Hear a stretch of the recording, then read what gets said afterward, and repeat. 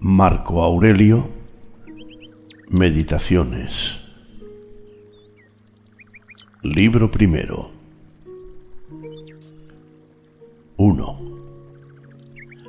Aprendí de mi abuelo Vero el buen carácter y la serenidad.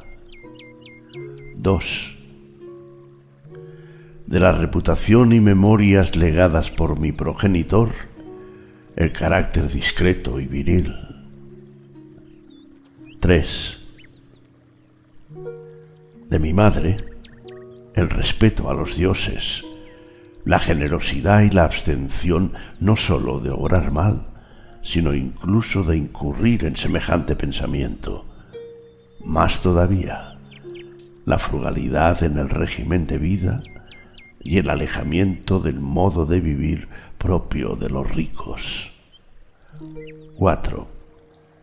De mi bisabuelo, el no haber frecuentado las escuelas públicas y haberme servido de buenos maestros en casa, y el haber comprendido que para tales fines es preciso gastar con largueza. 5. De mi preceptor, el no haber sido de la facción de los verdes ni de los azules, ni partidario de los palinularios ni de los escutarios. El soportar las fatigas y tener pocas necesidades, el trabajo con esfuerzo personal y la abstención de excesivas tareas y la desfavorable acogida a la calumnia. 6. De Diogneto, el evitar inútiles ocupaciones y la desconfianza en lo que cuentan los que hacen prodigios y hechiceros acerca de encantamientos y conjuración de espíritus y de otras prácticas semejantes, y el no dedicarme a la cría de codornices ni sentir pasión por esas cosas, el soportar la conversación franca y familiarizarme con la filosofía, y el haber escuchado primero a Baquio, luego a Tandasis y Marciano, haber escrito diálogos en la niñez y haber deseado el catre cubierto de piel de animal y todas las demás prácticas vinculadas a la formación helénica. 7. De rústico, el haber concebido la idea de la necesidad de enderezar y cuidar mi carácter, el no haberme desviado a la emulación sofística, ni escribir tratados teóricos, ni recitar discursillos de exhortación, ni hacerme pasar por persona ascética o filántropo con vistosos alardes, y el haberme apartado de la retórica, de la poética y del refinamiento cortesano, y el no pasear con la toga por casa ni hacer otras cosas semejantes. También el escribir las cartas de modo sencillo, como aquella que escribió él mismo desde Sinuesa a mi madre. El estar dispuesto a aceptar con indulgencia la llamada y la reconciliación con los que nos han ofendido y molestado, tan pronto como quieran retractarse. La lectura con precisión, sin contentarme con unas consideraciones globales, y el no darme asentimiento con prontitud a los charlatanes. El haber tomado contacto con los recuerdos de Epícteto, de los que me entregó una copia suya. 8. De Apolonio, la libertad de criterio y la decisión firme sin vacilaciones ni recursos fortuitos. No dirigir la mirada a ninguna otra cosa más que a la razón, ni siquiera por poco tiempo. El ser siempre inaterable en los agudos dolores, en la pérdida de un hijo, en las enfermedades prolongadas, el haber visto claramente en un modelo vivo que la misma persona puede ser muy rigurosa y al mismo tiempo desenfadada. El no mostrar un carácter irascible en las explicaciones, el haber visto a un hombre que claramente consideraba como la más ínfima de sus cualidades la experiencia y la diligencia en transmitir las explicaciones teóricas, el haber aprendido cómo hay que aceptar los aparentes favores de los amigos sin dejarse sobornar por ellos ni rechazarlos sin tacto. 9.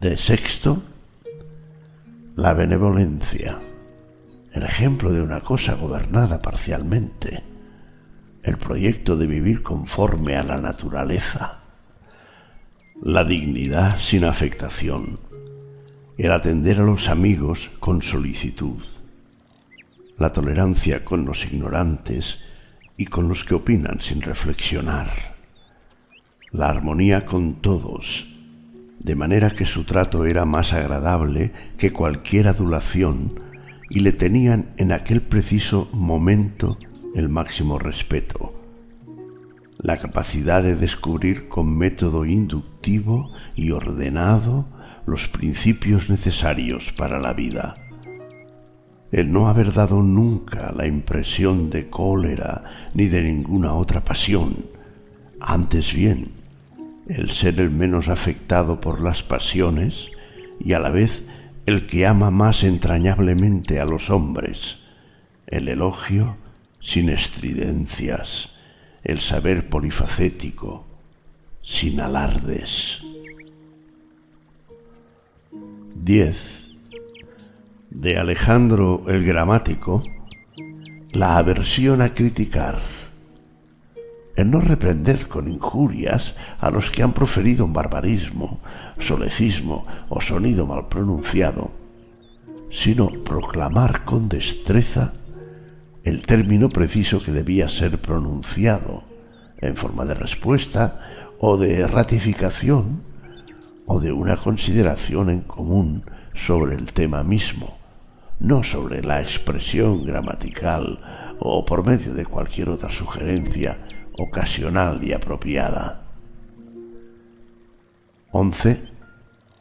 De frontón, el haberme detenido a pensar cómo es la envidia, la astucia y la hipocresía propia del tirano, y que, en general, los que entre nosotros son llamados eupátridas son, en cierto modo, incapaces de afecto.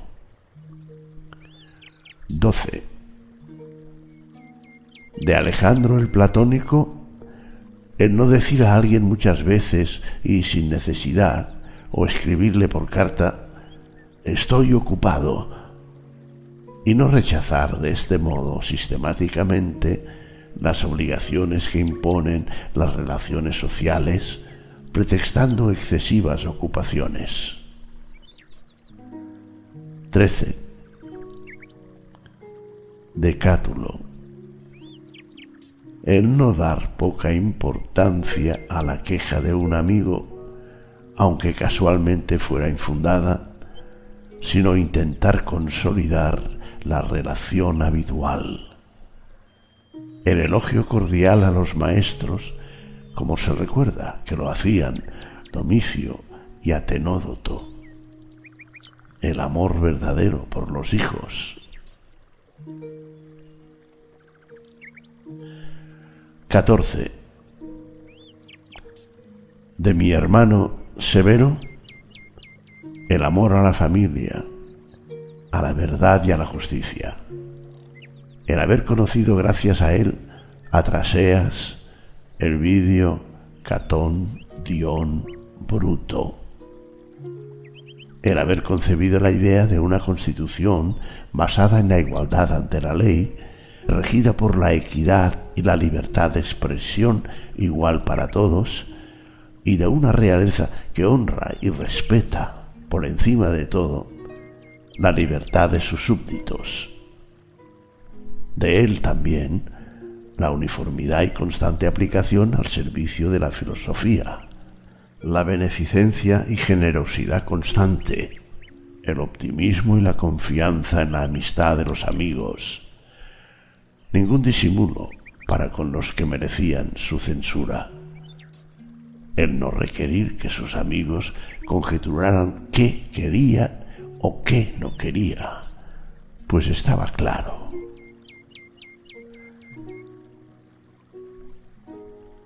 XV. De máximo, el dominio de sí mismo y no dejarse arrastrar por nada. El buen ánimo en todas las circunstancias y especialmente en las enfermedades. La moderación de carácter dulce y a la vez grave. La ejecución sin refunfuñar de las tareas propuestas. La confianza de todos en él, porque sus palabras respondían a sus pensamientos y en sus actuaciones procedía sin mala fe. En no sorprenderse ni arredrarse. En ningún caso precipitación o lentitud, ni impotencia ni abatimiento, ni risa a carcajadas, seguidas de accesos de ira o de recelo. La beneficencia, el perdón y la sinceridad, el dar la impresión de hombre recto e inflexible, más bien que corregido. Que nadie se creyera menospreciado por él, ni sospechara que se consideraba superior a él. Su amabilidad. 16. De mi padre, la mansedumbre y la firmeza serena en las decisiones profundamente examinadas. El no vanagloriarse con los honores aparentes, el amor al trabajo y la perseverancia, el estar dispuesto a escuchar a los que podían hacer una contribución útil a la comunidad, el distribuir sin vacilaciones a cada uno según su mérito, la experiencia para distinguir cuándo es necesario un esfuerzo sin desmayo y cuándo hay que relajarse, el saber poner fin a las relaciones amorosas con los adolescentes, la sociabilidad y el consentir a los amigos que no asistieron siempre a sus comidas y que no le acompañaran necesariamente en sus desplazamientos. Antes bien, quienes le habían dejado momentáneamente por alguna necesidad, le encontraban siempre igual. El examen minucioso de las deliberaciones y la tenacidad, sin eludir la indagación, satisfecho con las primeras impresiones. El celo por conservar los amigos, sin mostrar nunca disgusto ni loco apasionamiento. La autosuficiencia en todo y la serenidad, a la previsión desde lejos y la regulación previa de los detalles más insignificantes sin escenas trágicas, la represión de las aclamaciones y de toda adulación dirigida a su persona, el velar constantemente por las necesidades del imperio, la administración de los recursos públicos y la tolerancia ante la crítica en cualquiera de estas materias. Ningún temor supersticioso respecto a los dioses, ni disposición para captar el favor de los hombres mediante agasajos o lisonjas al pueblo. Por el contrario, sobriedad en todo y firmeza, ausencia absoluta de gustos vulgares y de deseo innovador. El uso de los bienes que contribuyen a una vida fácil y la fortuna se nos había deparado en abundancia, sin orgullo y a la vez sin pretextos, de manera que los acogía con naturalidad cuando los tenía, pero no sentía necesidad de ellos cuando le faltaban. El hecho de que nadie hubiese podido tacharle de sofista, bufón o pedante. Por el contrario, era tenido por hombre maduro, completo, inaccesible a la adulación, capaz de estar al frente de los asuntos propios y ajenos. Además, el aprecio por quienes filosofan de verdad, sin ofender a los demás, ni dejarse tampoco embaucar por ellos. Más todavía, su trato afable y buen humor, pero no en exceso. El cuidado moderado del propio cuerpo, no como quien ama la vida, ni con coquetería, ni tampoco negligentemente, sino de manera que, gracias a su cuidado personal, en contadísimas ocasiones tuvo necesidad de asistencia médica, de fármacos o emplastos, y especialmente su complacencia, exenta de envidia, en los que poseían alguna facultad, por ejemplo, la facilidad de expresión, el conocimiento de la historia, de las leyes, de las costumbres o de cualquier otra materia, su ahínco en ayudarles para que cada uno consiguiera los honores acordes a su peculiar excelencia, procediendo en todo según las tradiciones ancestrales, pero procurando no haber ostentación ni siquiera de esto, de velar por dichas tradiciones. Además, no era propicio a desplazarse ni a agitarse fácilmente, sino que gustaba de permanecer en los mismos lugares y también ocupaciones. E inmediatamente, después de los agudos dolores de cabeza, rejuvenecido y en plenas facultades, se entregaba a las tareas habituales.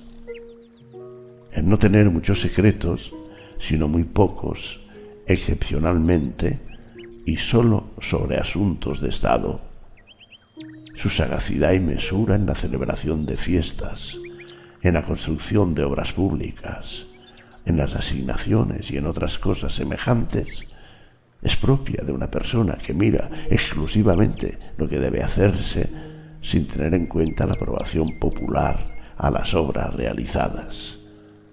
Ni baños a destiempo, ni amor a la construcción de casas, ni preocupación por las comidas, ni por las telas, ni por el color de los vestidos, ni por el buen aspecto de sus servidores. El vestido que llevaba procedía de su casa de campo en Lorio, y la mayoría de sus enseres de la que tenía en Danubio. Cómo trató al recaudador de impuestos en Túsculo, que le hacía reclamaciones. Y todo su carácter era así. No fue ni cruel, ni hosco, ni duro, de manera que jamás se habría podido decir de él, ya suda, sino que todo lo había calculado con exactitud, como si le sobrara tiempo, sin turbación, sin desorden, con firmeza, concertadamente, y encajaría bien en él lo que se recuerda de Sócrates, que era capaz de abstenerse y disfrutar de aquellos bienes cuya privación debilita a la mayor parte, mientras que su disfrute les hace abandonarse a ellos. Su vigor físico y su resistencia, y la sobriedad en ambos casos, son propiedades de un hombre que tiene un alma equilibrada e invencible, como mostró durante la enfermedad que le llevó a la muerte. 17. De los dioses. El tener buenos abuelos, buenos progenitores, buena hermana, buenos maestros, buenos amigos íntimos, parientes y amigos, casi todos buenos. El no haberme dejado llevar fácilmente nunca a ofender a ninguno de ellos, a pesar de tener una disposición natural idónea para poder hacer algo semejante, si se hubiese presentado la ocasión. Es un favor divino que no se presentara ninguna combinación de circunstancias que me pusiera a prueba. El no haber sido educado largo tiempo junto a la concubina de mi abuelo, el haber conservado la flor de mi juventud, y el no haber demostrado antes de tiempo mi virilidad, sino incluso haberlo demorado por algún tiempo, el haber estado sometido a las órdenes de un gobernante, mi padre, que debía arrancar de mí todo orgullo y llevarme a comprender que es posible vivir en palacio sin tener necesidad de guardia personal, de vestidos suntuosos, de candelabros, de estatuas y otras cosas semejantes y de un lujo parecido, sino que es posible ceñirse a un régimen de vida muy próximo al de un simple particular, y no por ello ser más desgraciado o más negligente en el cumplimiento de los deberes que soberanamente nos exige la comunidad. El haberme tocado en suerte un hermano capaz, por su carácter, de incitarme al cuidado de mí mismo y que, a la vez, me alegraba por su respeto y afecto. El no haber tenido hijos subnormales o deformes, el no haber progresado demasiado en la retórica, en la poética y en las demás disciplinas, en las que tal vez me habría detenido si hubiese percibido que progresaba a buen ritmo. El haberme anticipado a situar a mis educadores en el punto de dignidad que estimaba deseaban, sin demorarlo, con la esperanza de que, puesto que eran todavía jóvenes, lo pondría en práctica más tarde. El haber conocido a Polonio, Rústico, Máximo, el haberme representado claramente y en muchas ocasiones qué es la vida acorde con la naturaleza, de manera que, en la medida que depende de los dioses, de sus comunicaciones, de sus socorros y de sus inspiraciones, nada impedía ya que viviera de acuerdo con la naturaleza. Y si continúo todavía lejos de este ideal, es culpa mía por no observar las sugerencias de los dioses y a duras penas sus enseñanzas. La resistencia de mi cuerpo durante largo tiempo en una vida de estas características, de no haber tocado ni a Benedicta ni a Teódoto, e incluso más tarde, víctima de pasiones amorosas, haber curado, de no haberme excedido nunca con Rústico, a pesar de las frecuentes disputas, de lo que me habría arrepentido. El hecho de que mi madre, que debía morir joven, viviera sin embargo conmigo sus últimos años. El hecho de que cuantas veces quise socorrer a un pobre o necesitado de otra cosa, jamás oí decir que no tenía dinero disponible. El no haber caído yo mismo en una necesidad semejante como para reclamar ayuda ajena. El tener una esposa de tales cualidades, tan obediente, tan cariñosa, tan sencilla. El haber conseguido fácilmente para mis hijos educadores adecuados. El haber recibido a través de sueños remedios, sobre todo para no escupir sangre y evitar los mareos, y lo de Gaeta a modo de oráculo. El no haber caído, cuando me aficioné a la filosofía, en manos de un sofista, ni haberme entretenido en el análisis de autores o de silogismos, ni ocuparme a fondo de los fenómenos celestes. Todo esto requiere ayudas de los dioses y de la fortuna.